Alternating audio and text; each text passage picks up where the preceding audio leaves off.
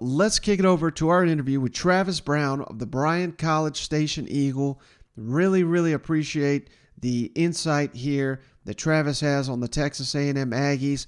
Kind of went all around with the recruiting and the offseason talk and how things are going in spring leading up to the spring game here on Saturday. Aggie fans, you're really going to like this one. Hey, well, we're pleased to be joined by Travis Brown, who he's covered the Texas A&M Aggies for a long, long time at the Bryan College Station Eagle, and you got to give him a follow at Travis_L_Brown. Travis, thank you so much for joining me for the first time. It's a pleasure to have you on the show. Yeah, thanks for having me. This is great. And hey, like I was just saying off air here, we like to stick to football. This is strictly an SEC football show, but I got to ask you about basketball because I know you were up there for the NIT up in New York City. And I know normally that sometimes the NIT, it's kind of like, who cares? But man, I saw Aggies were all over this thing. It was such a tremendous tournament. And you got to go up there to New York City and cover the event. So what was that like? Man, it was fun. I've covered the NCAA tournament before, back when A&M was there in 2016 and 2018, and it's fun because it's the NCAA tournament and it's exciting. But man, it's like an away game for those teams when you're there in the NCAA tournament, because you just go to the hotel, you're in Dayton or Oklahoma City or whatever, and you kind of just hang around the hotel and you play your games and leave. Man, especially since they won, they were up there for a whole week, and it's kind of like a bowl experience, as close as you can for these basketball players, because they get to walk around the city, they get to go to the museums, they get to, I think Buzz took the team to the Lion King one of the first nights they were there. So I mean, it's as close as like a football bowl experience where those football players get to go and see some sights and do some stuff in town as you can. So I think for the players in that regard, it's about as cool as of anything you can do in basketball off the court. And then on the court, I mean, you're playing in Madison Square Garden, a historic venue.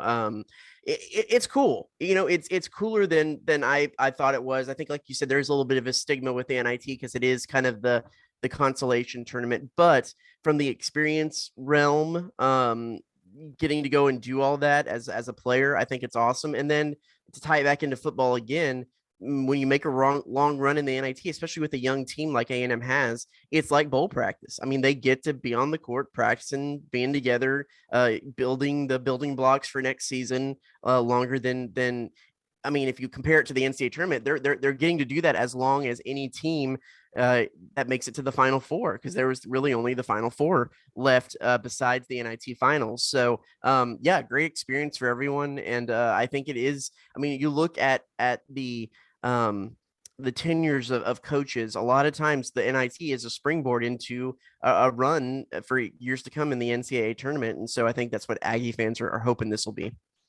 Yeah, and maybe I shouldn't have been so surprised because we all know how passionate that A&M fan base is. But I mean, the fans were out, and like I said, they were celebrating the deep run into the NIT all the way, literally to a basket went in and out, could have won the championship. But next season, hopefully Buzz Williams and company back in the postseason in the NCAA tournament. But hey, I got to ask you about the tournament that the Aggies have yet to been to, and that's of course the college football playoff.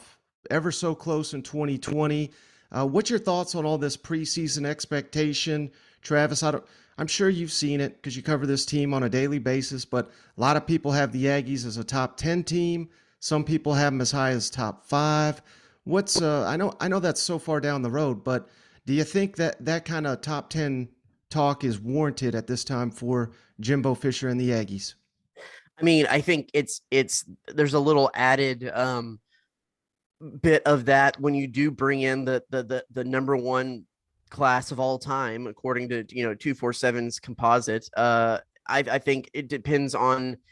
I think that they're getting those rankings based on potential, which I mean, I guess almost all preseason rankings are that, but especially this program, because they're going to have to rely on some of those 5-star freshmen to step right in and fill the role, and they're going to have to find a quarterback who is consistent, and I mean, they have the options with Haynes King and Max Johnson and the freshman Connor Wigman battling it out for that. But there is still a lot of question marks, but I think that they're not. Well, I don't know who's going to fill this spot. It's who out of this large deck of options is going to fill these spots. And so I think you could say that those rankings are off of potential, but I think the potential is there if you look at how highly rated a lot of these guys coming in are, and how highly rated the guys who have been there a little bit were when they were coming in. It's just a matter of putting the pieces together and making them mesh, and especially defensively. And then you have to look too, because they are bringing in a new defensive coordinator in DJ Durkin, who is not Mike Elko, but is highly regarded, and see how everything meshes around how he wants to do defense. Because you could pretty much hang your hat on Mike Elko's defenses over the last 2 or 3 years here in College Station, and so those are kind of the question marks. But like I said, they're questions that have a lot of answers. It's not questions that you just don't know where the answer is going to come from. Mm-hmm. And I wanted to ask you this because Jimbo's at times a very passionate guy, and we've already seen this offseason, comments from Lane Kiffin, comments from Nick Saban, comments from Kirby Smart. What's your read on just what covering the team and Jimbo and kind of his, particularly right after signing day? I mean, he came out here and was fire and brimstone, man, about people calling him out. And I know for a fact Jimbo, he works his butt off on recruiting. I mean, he's in the car, he's on the phone with the recruit, and that's just his lifestyle. That's the way you got to be if you're going to recruit in the SEC and you're going to haul in the #1 class. So, do you think there is any some real animosity there, or is this maybe just some gamesmanship here? I think it's probably a little bit more gamesmanship. He's come back. They had the SEC coaches meetings a couple weeks, and we asked him kind of jokingly about if any there was any kerfuffles or anything there, and he said, "No, everything's good." I think that to talk about whatever, if A&M had put up some huge amounts of money for the recruiting class and paid for the recruiting class, I mean, that's just some of that is counter recruiting, is negative recruiting. Some of that is Lane Kiffin just being Lane Kiffin and making cracking jokes.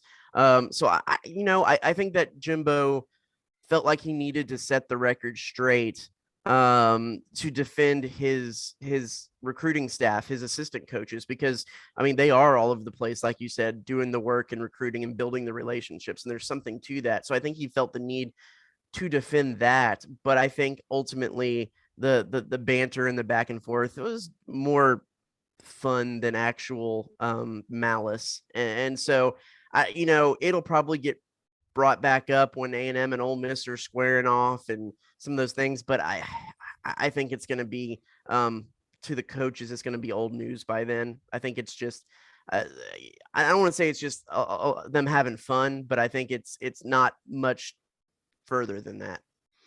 Well, I'll tell you what, it's good for you and I, Travis, certainly in the offseason, so keep it coming. But speaking of Lane Kiffin, I know this is unrelated to A&M, but man, that man loves to go for it on 4th down. And I wanted to ask you about Jimbo and his last season in particular, his philosophy on 4th down. The Aggies only went for it 10 times on 4th down. That was the fewest in the SEC. Do you think that's more of a product of maybe they didn't have full trust in their quarterbacks because obviously there were some issues there, injuries and everything with that. But do you think Jimbo needs to get a little bit more aggressive on 4th down? Because it just seems like that's the way the game's going. But he's particularly called out these analytics and all this. So I don't know. What's your thought on Jimbo and his adversity to 4th down, I guess you could call it? Well, I think you could look at it the same way on two different sides of the coin. Yeah, they didn't really have a great quarterback situation last year. They were really, really bad on 3rd down. And so I think you could look at it that way a little bit and say, yeah, you know, that's might not be the best situation to put the quarterback, the offense in. But on the other hand, their defense was really good. It was one of the best in the SEC. And so I think that there was a little bit of thought there that if they're gonna win a ball, if they're gonna lean on a side of the ball to win a ball game, they're always gonna lean on the defense. I mean, before I came to cover A&M, I covered TCU, and that was kind of, Gary Patterson was always a strong defensive mind and everything that, and it was the same way with him. I mean, it didn't matter kind of what the actual ranking of his defense was. If there was a situation where to go for it or to punt late in a game, he was always going to punt because he was going to lean on his defense to win the ball game. I don't think Jimbo necessarily is the same fully in that regard, but I think when you look at what they had last year, their defense is what was winning them ball games, and so they were going to let the defense win ball games for them. It could change if they come out and have a really high-powered offense with what they bring back, and the quarterback is flying, and they can do that. Sure, they might go for it a little bit more, but I really think it has a lot to do with the personnel, and I just don't think they really didn't have laid down personnel on offense last year that was able to consistently do anything. So I think that's why they were saying, hey, let's let the defense win ball games for us. Mm-hmm. Now, you already referenced the quarterback competition. We all assume Max Johnson, Haynes King, that's going to be the battle. But hey, I know it's early, but here in, halfway through spring, it sounds like Connor Weigman's really stood out as someone that, deserves his name thrown into the conversation. Based on what do you think that's just, they're letting the young kid get his reps in and this will eventually get whittled down to two? Or do you think the five-star freshman is really in this competition?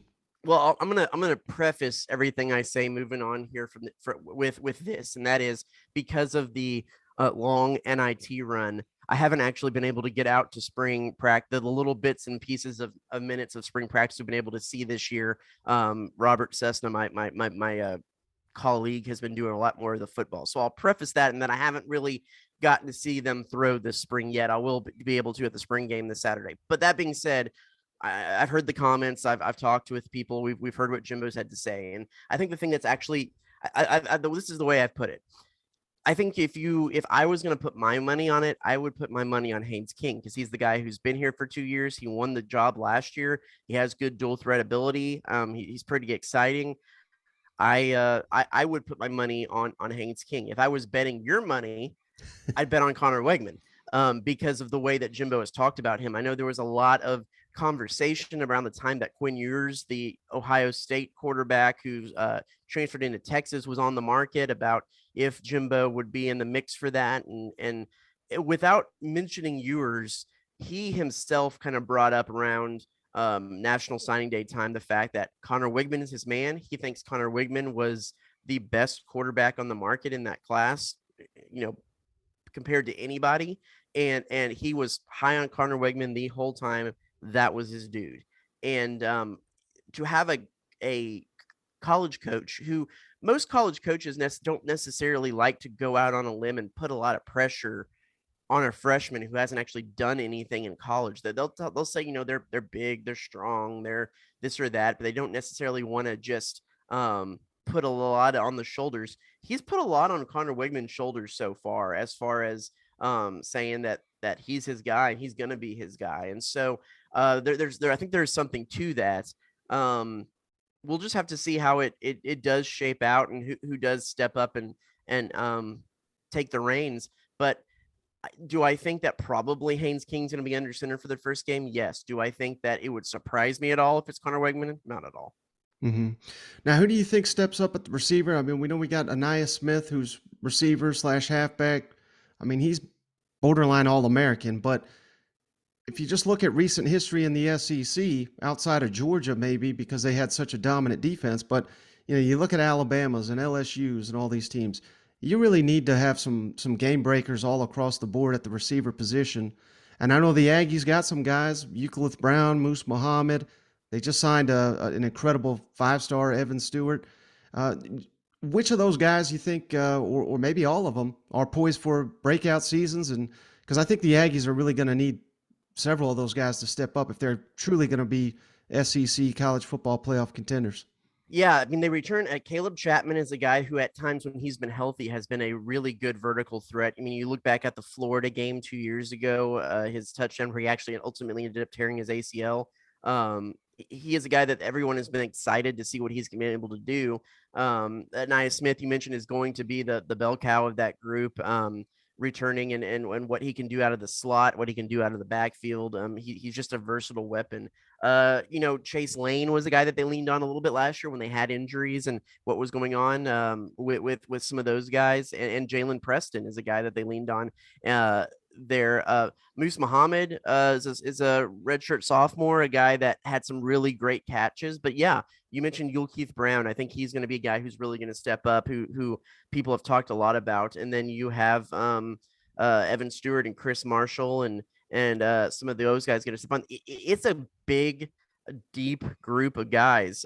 There's two things that I'd like to see out of this group. Who is going to be the deep threat if Caleb Chapman can stay healthy? Because having a deep threat, having a guy who can get behind the defense is something that when Caleb Chapman hasn't been healthy, they haven't really necessarily had.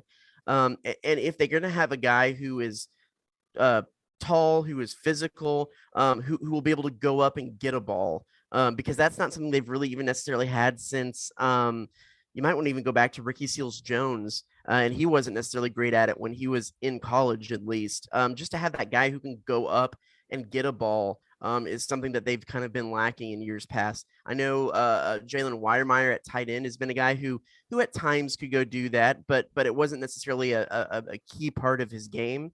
So yeah, those are the two things. I want to see the guy who is the breakaway guy, and I want to see the guy who is the high point guy, because those are two things that necessarily this team has been lacking. They've basically been a team of possession receivers who can break out and be those stars at those kind of roles.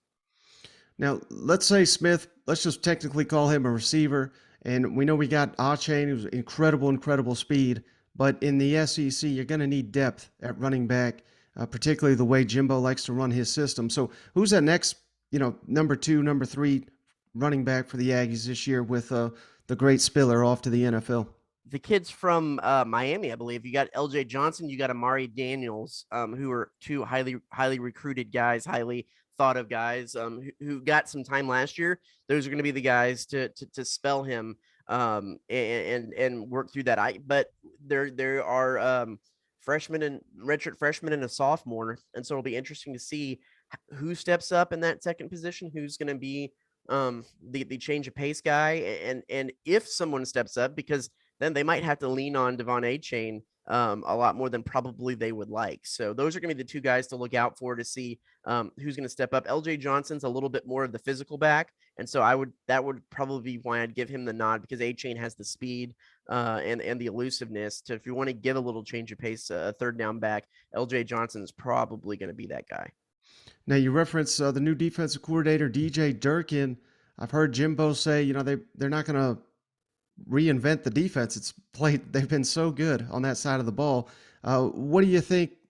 Any changes there are to the A&M defense with DJ Durkin running the show?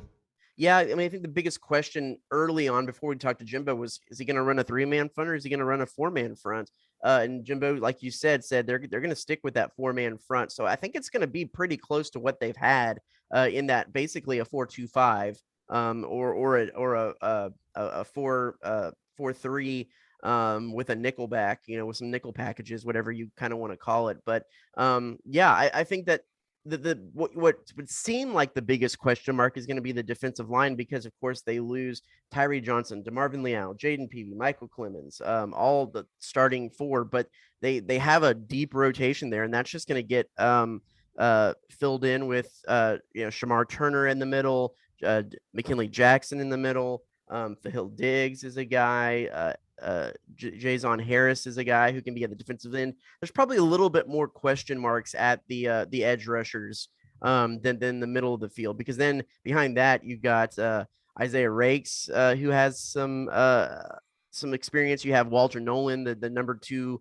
guy in the nation, who can step right in and probably is going to see times. And then you have they brought in, what was that? I believe it was 5-star defensive linemen in this class, and so Gabriel Brownlow Dindy, Anthony Lucas, Shamar Stewart, and White. Any of those guys could step in at any time and see what they can do as a freshman. So while it seems like a big question mark losing 4 guys, man, they reloaded. They're not rebuilding there. And then just to kind of see what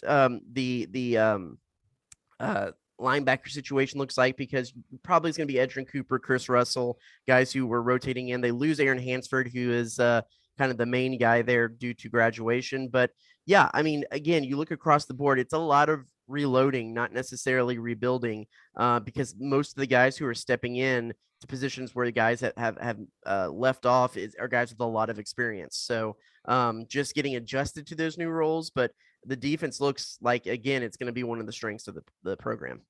Yeah, and the Aggies probably added another 5-star lineman since we've been on this call. But let me ask you about the secondary. Do you think it's going to be the best secondary that you've seen since you've been covering the Aggies?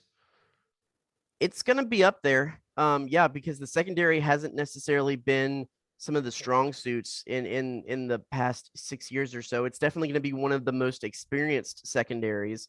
I think you lose a gamer in Leon O'Neal, but Antonio Johnson has proven he is going to be great. Jalen Jones has a ton of experience. You have Damani Richardson coming back, who is a veteran safety, and so Tyreek Chappell and Deuce Harmon were guys who got lots of work at cornerback too because of injuries throughout the season. So it is. I will like to see how they all mesh together, but it is certainly the most experienced, I believe, defensive secondary that A&M has had in the last 6 years or so. All right, last thing for you, Travis. I really appreciate all your time. I don't know if you've seen it. I put it out there, and we touched on it on Monday's edition of the show. But the Wynn Casino in Las Vegas, they were the first ones to put out the over-under win totals for SEC West teams, and they've got the Aggies at 9. Now, you said, I don't want to put your money on it. Let's say you're putting my money on it. Are you going over for the Aggies, which would mean 10-2 or better, or are you going under, which would be another disappointing 8-4 type campaign for Jimbo and company? Man, uh, you know, that's interesting. I think they have it pretty darn close to right, because the Aggies go to Alabama this year, which is always a tough one. They to go to Tuscaloosa. They're also, I don't know what Auburn's going to present, but they're at Auburn, and again, that's a series that they have not had a whole lot of success winning on the road in Auburn. Yeah, I mean, I think 9 is about right, because I don't think I would put them beating Alabama this year. But I don't think that there's anyone else on the schedule that they necessarily couldn't beat. I think Ole Miss is an interesting one, but it's at home, and they have Florida at home, but that's a new head coach. I'm going to put it right at the push. I'm going to put it at 9, because I think that's about right.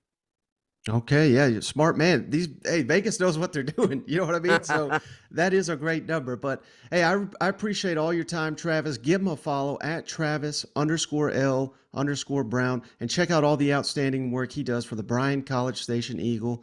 Thank you so much for dropping some A&M knowledge on us. You got it. Anytime, man.